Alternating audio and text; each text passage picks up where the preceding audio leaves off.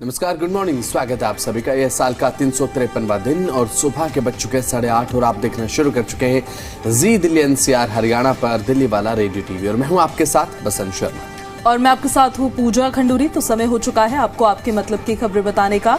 आपको खबरें बताएंगे हम रेडियो और टीवी के एक गजब कॉम्बिनेशन में, एक अनोखे लहजे में, एक अलग अंदाज में, जहां पर खबरें आपको सुनाएंगे भी, साथ ही दिखाएंगे भी। आप ही की गलियों से लेकर आपके दिन भर की कहानी तक की होंगी ये खबरें। तो पल पल की हलचल के साथ यहाँ पर हर खबर सीधे होगी आपके मतलब की। तो कान खोलकर दिल लगा लीजिए और जुड़ जाइए हमारे साथ, क्योंकि आप देखना शुरू कर चुके हैं दिल्ली वाला रेडियो टीवी।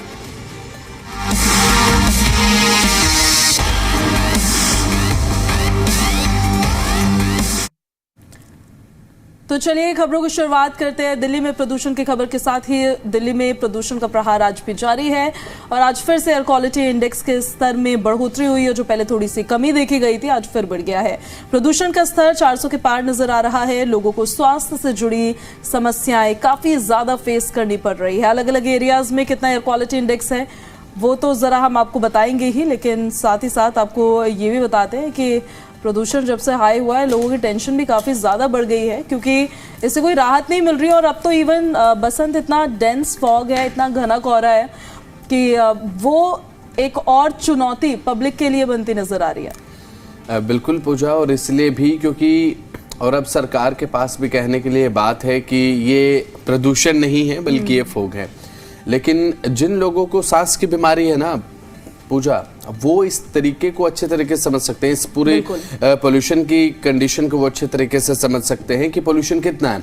अब हम घर के बाहर अगर निकलें तो जाहिर सी बात है आंखों में जलन, सांस लेने में दिक्कत, गले में खराश, ये तमाम जो परेशानियां हमें दिल्ली में फेस करने को मिलती हैं अगर आप मास्क के बिना घर से बाहर निकलेंगे। और आप अगर स्कूटी से निकलें या फिर बाइक से निकलें तो उसके बाद आपको पता चलेगा कि प्रदूषण आखिर कितना है। अगर आप मास्क नहीं लगा रहे हैं या फिर आप हेलमेट वेयर कर रहे हैं, उसमें भी इतना बचाव आपका प्रदूषण से नहीं हो सकता है। तो अलग अलग इलाकों में अलग अलग एयर क्वालिटी इंडेक्स है, लेकिन दिल्ली में कहीं भी आप रहते हो आपकी सांसों पर फिर भी एक प्रदूषण का पहरा है। आनंद विहार 415, जहांगीरपुरी 405, वजीरपुर 404, रोहिणी 400, मुंडका 398। बिल्कुल, ये वो तमाम एरियाज है जहाँ पर एयर क्वालिटी इंडेक्स देखिए कितना ज़्यादा बढ़ा हुआ है। अशोक विहार में देखिए 395 दर्ज किया गया है, नेहरू नगर में 394, ऑलमोस्ट जितने एरियाज है ITO, सोनिया विहार, पटपरगंज, हर जगह 300 के पार एयर क्वालिटी इंडेक्स, करीब 400 के अराउंड इसे माना जा सकता है। बहुत खराब कैटेगरी होती है ये हवा की। इसको लेकर अब तमाम जो स्टेप्स उठाए जा रहे हैं, अब तो कड़े नियम भी लागू कर दिए गए हैं ग्रैप 4 के तहत, लेकिन जो नियम अभी लागू हुए हैं उनसे कितना असर देखने को मिलेगा। ट्रैफिक पर तो थोड़ा असर नजर आ रहा है, ये मैंने खुद फेस मतलब देखा है 2-3 दिनों में कि जब से ट्रक्स की एंट्री दिल्ली में बैन हुई है तब से ट्रैफिक तो थोड़ा कम हो गया है पहले से। और अभी फिलहाल कल तो ये भी कहते हुए नजर आए थे सिरसा जी की भाई अब तो BS6 को छोड़कर अब सभी वाहनों की जो एंट्री है वो पूरे तरीके से बैन रहेगी राजधानी दिल्ली में। अब क्या क्या कड़े नियम हैं। राजधानी दिल्ली में सिर्फ BS6 गाड़ियों को ही एंट्री मिलेगी, जैसा कि हम अभी डिस्कस कर रहे हैं। और कंस्ट्रक्शन मटेरियल लेकर आने वाले ट्रकों पर बहुत बड़ी कार्रवाई होगी। ओपन बर्निंग और तंदूर पर भी रोक लगा दी गई है।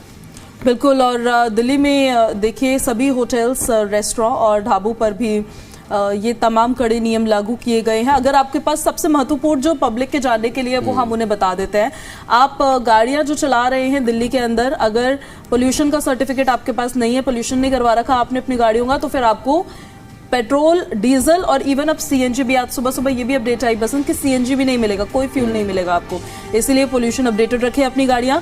ये सबसे महत्वपूर्ण जानकारी है। दूसरी जानकारी ये कि BS6 की जो गाड़ी है जिसका जिक्र आप कर रहे थे, उससे नीचे BS4 है या BS3 है, दिल्ली में एंट्री नहीं होगी। लेकिन दिल्ली के अंदर ऑलरेडी अगर BS4 या BS3 की गाड़ियां हैं तो उसका पोल्यूशन अपडेटेड होना जरूरी है, तब आपको फ्यूल मिलेगा, तब आप चला सकते हैं, अदरवाइज आप नहीं चला सकते। इसके अलावा ट्रक्स पर बैन लगाया गया है इमरजेंसी सेवाओं को छोड़ के, और साथ ही साथ कंस्ट्रक्शन पे तो पूरी तरीके से निर्माण पर रोक लगा ही दिया गया है कि आप कंस्ट्रक्शन अभी नहीं कर सकते, क्योंकि पोल्यूशन की जो स्थिति अभी है ना, जो तमाम स्टेप्स उठाए गए उनका कुछ असर तो नजर आ नहीं रहा है। बिल्कुल, वो एकदम नाकाफी। और ये केवल हम नहीं कह रहे हैं, ये सुप्रीम कोर्ट ने कहा है। सुप्रीम कोर्ट में सुनवाई हुई है तो सुप्रीम कोर्ट ने कहा कि सारे कदम विफल है। और इसी पर आज शीतकालीन सत्र जो चल रहा है संसद का, उस पर भी जवाब देंगे पर्यावरण मंत्री। तो ये देखना बेहद दिलचस्प होगा कि केंद्र सरकार ने अपनी तरफ से कितनी गंभीरता से इस विषय को लिया है, क्या क्या उन्होंने अभी तक किया है, क्या अभियान वो चला रहे हैं, क्योंकि एक दूसरे पर ठीकरा फोड़ देना इज वेरी इजी, लेकिन आप क्या कर रहे हैं किसी प्रॉब्लम को खत्म करने के लिए, ये देखना बहुत इम्पोर्टेंट है। क्योंकि इसका सीधा खामियाजा भी तो पूजा अब दिल्ली की जनता ही भुगत रही है। अब आप कहीं भी दिल्ली में निकल जाइए, अगर आप अपने घर के बाहर निकल रहे हैं, इनफैक्ट आपके घर में भी अब पोल्यूशन बहुत ज्यादा हो चुका है। अब ऐसे में आप ऑफिस से घर जाते हैं या फिर घर से ऑफिस आते हैं, उस टाइम तो आपको ऑब्वियस सी बात है आपको रोड से होकर गुजरना होगा। तो पोल्यूशन से सीधा आमना सामना तो आपका होता ही है। अनलेस आप गाड़ी में हो तो चलिए ठीक है, आप मान सकते हैं कि चलिए ठीक है पोल्यूशन से आपका थोड़ा बचाव हो गया, लेकिन उसके बावजूद भी है तो आप एक गैस के चैम्बर में ही। और यहाँ पर पाबंदियां लगा तो जाती हैं पूजा, लेकिन बात अगर करें जब सुबह आप निकलते हैं, सुबह 5 से 6 बजे अगर आप निकलते हैं सुबह जल्दी, तो उस समय भी आपको ओपन बर्निंग देखने को मिल जाएगी, कहीं ना कहीं ओपन बर्निंग आपको देखने को मिल जाएगी। देखिए, जब तक पाबंदियां सख्ती के साथ आप ऑन द ग्राउंड लागू नहीं करेंगे तो इन पाबंदियों का कोई भी मतलब नहीं रह जाता है, क्योंकि ये पाबंदियां ग्रेप 4 की, ग्रेप 3 की पाबंदियां हम देखते हैं प्रदूषण के बढ़ते स्तर को देखते हुए लगाई जाती हैं। अभी फिलहाल ग्रेप 4 है मौजूदा स्थिति को देखते हुए, लेकिन जब तक ये पाबंदियां सही तरीके से लागू नहीं होंगी उसके बाद एक भी आउटकम आपको देखने को नहीं मिलेगा, ना एयर क्वालिटी इंडेक्स में, ना आपके क्लियर विजिबिलिटी में, किसी भी चीज में नहीं। और एक चीज ये भी हो जाती है, जब संसद में इसका मुद्दा उठाया गया उसके बाद सुप्रीम कोर्ट ने भी कहा कि हम नियमित सुनवाई करेंगे अब पोल्यूशन को लेकर, क्योंकि बहुत गंभीर समस्या ये बनती जा रही है, आप लोगों से हैंडल नहीं हो रहा है। तो उस समय सीजीआई की तरफ से भी बात कही गई थी कि कोरोना काल में किस तरीके से आसमान साफ था। तो अब कोरोना काल में हम ये भी सोचते हैं कि हम मास्क लगाते थे, उस समय ये सोचते थे हम कि पराली तो तब भी जली थी, ऑब्वियस सी बात है।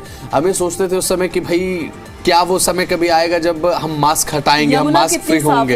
यमुना बहुत साफ हो गई थी, ब्लू नजर आ रही थी। अभी अब जो झाग हमें अभी नजर आता है वो तो कहीं नजर भी नहीं आता था, इतनी ज्यादा साफ सफाई हो गई थी। और ये ना एक बड़ा रीजन है दिल्ली के अंदर तो स्पेशली जो वाहन है वो बहुत बड़े कंट्रीब्यूटर है, फ्यूल एमिशन एक बहुत बड़ा कंट्रीब्यूटर है पोल्यूशन में, और उसको लेकर उस पर नकेल कसी जानी बहुत ज्यादा जरूरी है। जो अभी सख्ती दिखाई दे रही है ना, मुझे तो ये लगता है इवन कि ये पूरे साल होनी चाहिए ये सख्ती, क्योंकि सर्दियों में होता क्या है, सर्दियों में तो हमें ये पोल्यूशन विजिबल है, क्योंकि टेम्परेचर कम हो रहा है, फॉग हो रहा है, तो उसकी वजह से ये दिख रहा है हमें। लेकिन पोल्यूशन तो हमेशा ही है, केवल मानसून सीजन को छोड़ के जब बारिश हो रही होती है उस सीजन के अलावा प्रदूषण हर समय है। बिल्कुल सही बात है। और अगर आपको पोल्यूशन को कंट्रोल करना है ना, पूजा ने बिल्कुल सही बात कही है, क्योंकि पोल्यूशन को कंट्रोल करने के लिए अगर आप अगस्त सितंबर में अगर आप कदम उठाना शुरू कर रहे हैं, आप उस समय ये एक्सपेक्टेशन रख रहे हैं कि 2 महीने में आपको इतने रिजल्ट मिलेंगे, आपका जो दिसंबर है, जनवरी या फरवरी है, ये आपका पोल्यूशन फ्री रहेगा, तो आप बहुत बड़ी गलतफहमी में, क्योंकि आपको पूरा साल जो है वो इस तरीके के कदम उठाते रहने होंगे, ऐसे नियम कुछ बनाते रहने होंगे जो पोल्यूशन को रोकने में मदद करे, पोल्यूशन को खत्म करने में मदद करे। तो अब बात हम जब पोल्यूशन को लेकर करते हैं, सबसे पहली बात आ जाती है कि आप अपने जो घर के बच्चे हैं वो अगर खेलने जा रहे हैं तो मास्क पहना कर भेजें, क्योंकि हालात इस समय बहुत ज़्यादा गंभीर हो चुके हैं पोल्यूशन को लेके। 400 के पार कहीं कहीं इलाकों में एयर क्वालिटी इंडेक्स है, और 400 के पार एयर क्वालिटी इंडेक्स, इसका मतलब ये है कि आपको ओपन एयर में सांस लेने की इजाज़त ये एयर क्वालिटी इंडेक्स नहीं देता है। तो देखिए, ये तो रही प्रदूषण की बात। दिल्ली सरकार ने प्रदूषण को कंट्रोल करने के लिए और ट्रैफिक को बेहतर बनाने के लिए कई नए उपायों की योजना बनाई है, जिससे जुड़ी इन्फॉर्मेशन हमें मिल रही है। ऐसे में सरकार शेयर्ड राइड्स को बढ़ावा देने और सड़कों पर प्राइवेट गाड़ियों की संख्या कम करने के लिए एक कार पूलिंग ऐप बनाएगी। ये कार पूलिंग पहले भी होती थी ना, ओला उबर की तरफ से ये कार पूलिंग की जाती थी, और लेकिन फिर उसे बंद कर दिया गया। अब उसके पीछे जो तमाम रीजंस होंगे वो अलग बात है, लेकिन उससे फायदा बड़ा होता था कि एक ही जगह से फिर 4 गाड़ियां नहीं निकल रही है। ये तो बात है। और समय समय पर पूजा तो ये बात कहती भी रहती है जब हम शो करते हैं कि आप कार पूल कर लें, ऐसे में ये होगा कि आपके पैसे भी बचेंगे और आपका फ्यूल भी बचेगा, और साथ ही साथ पोल्यूशन भी बहुत ज्यादा नहीं होगा। तो मंत्री सिरसा ने कहा है कि पोल्यूशन अंडर कंट्रोल यानी कि पीयूसी सर्टिफिकेट सिस्टम में भी अब सुधार किया जाएगा। इसके अलावा दिल्ली नगर निगम को अगले 10 सालों में अब सड़क सफाई और साथ ही कचरा इकट्ठा करने के लिए यहाँ पर मैकेनिकल मशीनों की खरीद के लिए 2700 करोड़ रुपए दिए जाएंगे, जो अपने आप में एक बड़ी बात है। लेकिन अभी फिलहाल ये आने वाले समय की बात है, आने वाले समय में क्या होगा ये तो देखने की बात है। लेकिन अभी एट दैट मोमेंट जब एयर क्वालिटी इंडेक्स सीधा आपको ये कह रहा है कि आप खुली हवा में सांस नहीं ले सकते हैं, अगर लेते हैं तो कहीं ना कहीं आपकी हेल्थ पर एक नेगेटिव इम्पैक्ट क्रिएट करता है। पूजा बिल्कुल, और मुझे तो ऐसा लगता है कि अभी आप ऐप बनाने की सोच रहे हैं या आपने विजन रखा है, व्हाई नॉट जो ऑलरेडी ये वेबसाइट्स चलती हैं, ये ऐप्स चलते हैं, जैसे ओला उबर हो गए, रैपिडो हो गए, आप उनके साथ क्यों नहीं, मतलब फॉर इंस्टेंट रिलीफ एटलीस्ट, हाँ, बिल्कुल आप उनके साथ क्यों नहीं काम करते हुए, क्योंकि उससे क्या होगा ना कि आप यहाँ एक अमाउंट ऑफ एक बजट दे रहे हैं किसी काम के लिए, अगर आप वो बजट वहीं देते हैं फॉर इंस्टेंट रिलीफ, तो बहुत सारे लोग ऐसे हैं जिनको रोजगार भी मिलेगा, बिल्कुल रोजगार का सृजन होगा इससे, और बहुत सारे लोगों को फायदा होगा, और ये जो इंडस्ट्री है इसमें भी एक बूस्ट आएगा। बिल्कुल।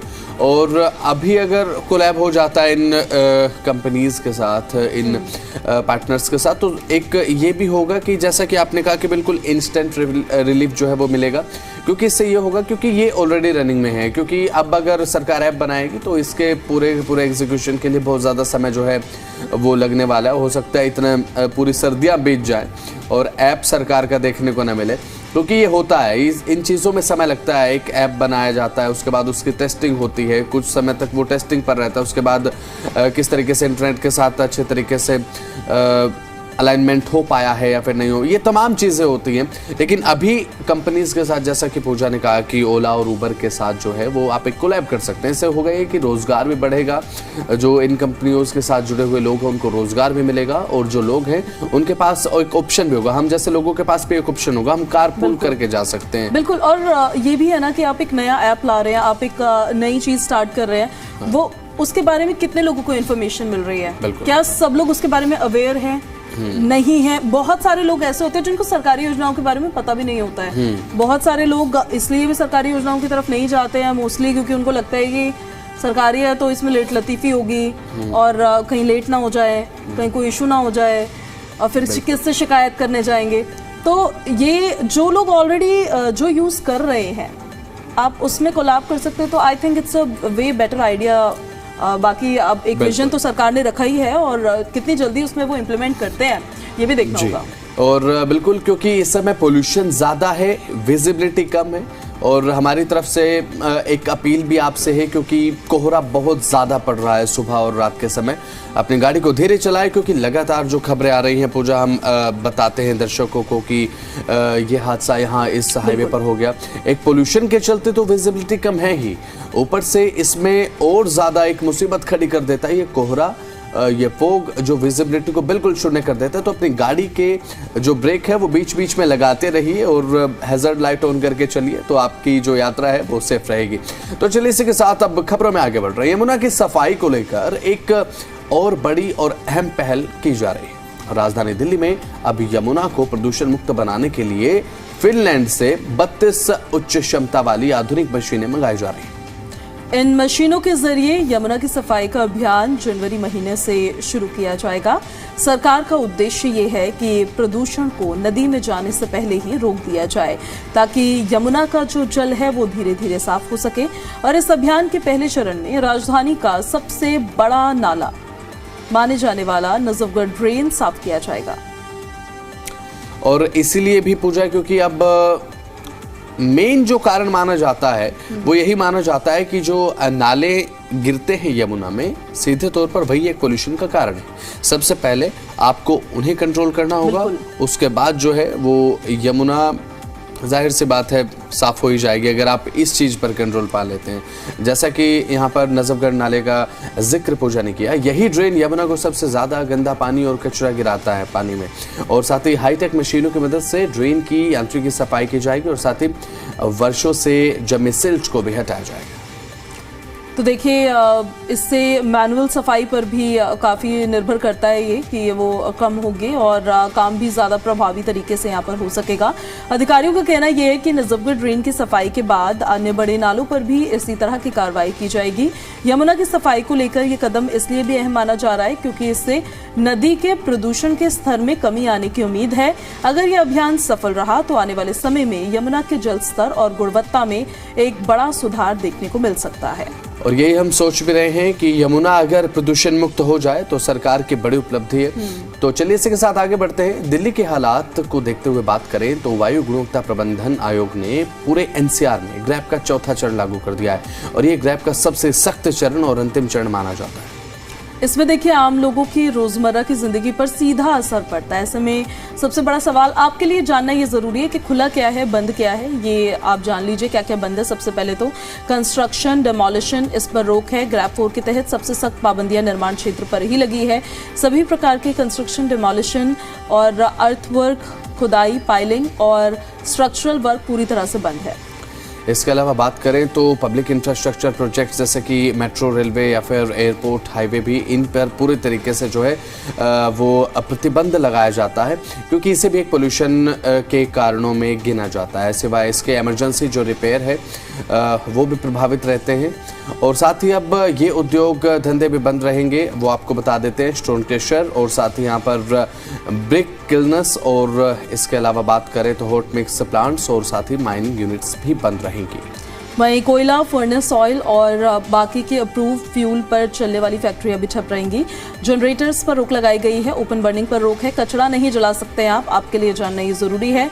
डीजल जनरेटर सेट्स का इस्तेमाल भी केवल इमरजेंसी सेवाओं में ही किया जाएगा, जैसे हॉस्पिटल, डेटा सेंटर, टेलीकॉम, केवल यही तक सीमित होगा। धूल या फिर उत्सर्जन बढ़ाने वाली कोई भी गतिविधि नहीं की जा सकती। इन वाहनों पर प्रतिबंध है। किन पर? दिल्ली और एनसीआर में जिलों में स्पेशली जैसे गुरुग्राम, फरीदाबाद, गाजियाबाद, ग्रेटर नोएडा, यहाँ पर BS3, BS4 के जो वाहन है दिल्ली में तो ये प्रतिबंधित है, दिल्ली में नहीं एंटर कर सकते हैं ये। इवन एनसीआर में भी चलाने को लेकर सख्त नियम है। इंटरस्टेट डीजल बसेस दिल्ली में प्रवेश नहीं कर सकती हैं। सिर्फ इलेक्ट्रिक या फिर CNG या फिर BS6 डीजल बसेस ही उनको परमिशन होगी। ट्रक एंट्री पर भी सख्ती है, सिवाय आवश्यक वस्तुओं के जैसे दूध, सब्जी, फल ले जाने वाले वाहन जा सकते, बाकी नहीं। तो BS4 या फिर पुराने डीजल मीडियम गुड्स वाहन भी दिल्ली में प्रतिबंधित रहने वाले हैं। क्या क्या खुला है वो जान लीजिए। सभी जरूरी सेवाएं जो हैं उनमें क्या क्या चीज़ें हैं। एसेंशियल सर्विसेज जैसे कि हॉस्पिटल, इमरजेंसी, फायर सर्विसेज और power plants, water sanitation, disaster management, ये तमाम चीज़ें जो हैं वो खुली रहेंगी। सार्वजनिक परिवहन यानी कि मेट्रो, DTC बसें और पब्लिक ट्रांसपोर्ट चलता रहेगा। अतिरिक्त CNG इलेक्ट्रिक बसें जो हैं जो इको फ्रेंडली हैं वो चलती रहेंगी। उद्योग कौन कौन से चलेंगे? क्लीन फ्यूल जो CNG, LNG पर बेस्ड हैं वो खुले रहेंगे। बैंक और वित्तीय संस्थान सामान्य रूप से खुले रहेंगे क्योंकि आम रोजमर्रा की जिंदगी का अहम हिस्सा है। मार्केट और दुकानें जो है वो पूरी तरीके से खुले रहेंगे। तो ये वो चीजें थी जो हमने आपको बताई, क्या खुला रहेगा क्या बंद रहेगा, क्योंकि आपके लिए जानना जरूरी है क्योंकि सख्त पाबंदियां लागू हो चुकी है। तो चलिए इसी के साथ अब आगे बढ़ते हैं। NTA ने अब CUET PG 2026 के लिए एप्लीकेशन प्रोसेस शुरू कर दिया है। अप्लाई करने की जो लास्ट डेट है वो 14 जनवरी 2026 है। एग्जाम में सफल कैंडिडेट DU, JNU और BHU सहित अलग अलग केंद्रीय विश्वविद्यालयों के PG कोर्सेज में एडमिशन लेने के योग्य होंगे। नेशनल टेस्टिंग एजेंसी ने केंद्रीय विश्वविद्यालयों के पोस्ट ग्रेजुएशन कोर्स में एडमिशन के लिए होने वाली प्रवेश परीक्षा के लिए रजिस्ट्रेशन प्रक्रिया शुरू कर दी है। एप्लीकेशन प्रोसेस 14 दिसंबर से शुरू हुआ है। CUET PG 2026 में शामिल होने के लिए कैंडिडेट आधिकारिक वेबसाइट पर जा सकते हैं exams.nta.nic.in। CUET PG पर जाकर 14 जनवरी 2026 तक रजिस्ट्रेशन कर सकते हैं। ऐसे में आपको बताते हैं कि DU, BHU और JNU में PG की कितनी सीट्स हैं। तो वहीं इसे लेकर बात अगर करें तो CUET PG 2026 स्कोर के जरिए एडमिशन मिलने वाला है और हर साल CUET PG में शामिल होने वाले जो कैंडिडेट्स हैं उसमें DU की बात आप कर लें, BHU या फिर JNU में एडमिशन लेने का जो एक क्रेज़ अलग ही दिखाई पड़ता है। ये तीनों देश की जो बड़ी यूनिवर्सिटीज़ हैं वो मानी जाती हैं जो हमने आपको अभी बताई हैं। CUET से पहले इन तीनों विश्वविद्यालयों में अपने स्तर पर प्रवेश परीक्षाओं का आयोजन भी होता था और साथ ही अब CUET PG के लिए रजिस्ट्रेशन करने वाले जो कैंडिडेट हैं 18 जनवरी से 20 जनवरी तक अपने एप्लीकेशन फॉर्म में करेक्शन भी कर सकते हैं। अब DU में PG की सीटें कितनी हैं वो बताते हैं। दिल्ली यूनिवर्सिटी में पोस्ट ग्रेजुएशन की करीब 13,400 सीटें हैं। सभी सीटें मेन कैंपस और DU के कॉलेजेस में MA, MSc, MCom PG courses में है। CUET PG रिजल्ट जारी होने के बाद यूनिवर्सिटी कट ऑफ जारी करता है और एडमिशन के लिए कैंडिडेट्स को DU के आधिकारिक एडमिशन पोर्टल CSAS पर अप्लाई करना होता है। बिना अप्लाई किए दाखिला आपको नहीं मिलेगा, चाहे कैंडिडेट CUET PG पास ही क्यों न कर ले। वहीं देखिए BHU में PG की जो सीट्स है बनारस हिंदू विश्वविद्यालय में लगभग 10,000 सीटें बताई जा रही है। उसी तरह से जवाहरलाल नेहरू यूनिवर्सिटी में भी जो तमाम सीट्स है उसके लिए आप अप्लाई कर सकते हैं। PG की जो सीट्स है यहाँ पर ऑलमोस्ट 10,000 सीट्स है। MA, MSc, MCom, MBA, LLM और B.Ed, MED आदि ये सब शामिल है। ज़्यादा जानकारी के लिए आपको ऑफिशियल वेबसाइट जो है वो विजिट कर लेनी चाहिए, उससे आपको और ज़्यादा इन्फॉर्मेशन इससे जुड़ी मिलेगी।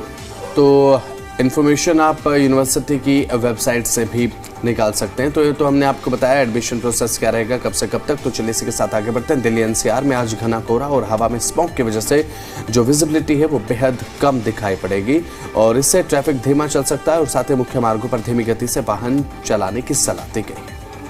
इसका देखिए जो असर है कोहरे का वो ट्रैफिक पर तो पड़ता ही है, क्योंकि विजिबिलिटी बहुत कम हो जाती है। कुछ एक्सप्रेसवेज के लिए एडवाइजरी है जो हम आपको बताते हैं। नोएडा एक्सप्रेसवे के लिए एडवाइजरी है, यमुना एक्सप्रेसवे नोएडा, ग्रेटर नोएडा और एलिवेटेड रोड पर कम विजिबिलिटी से कम स्पीड लिमिट लागू है और इसका असर आज भी जारी रहने की संभावना जताई जा रही है।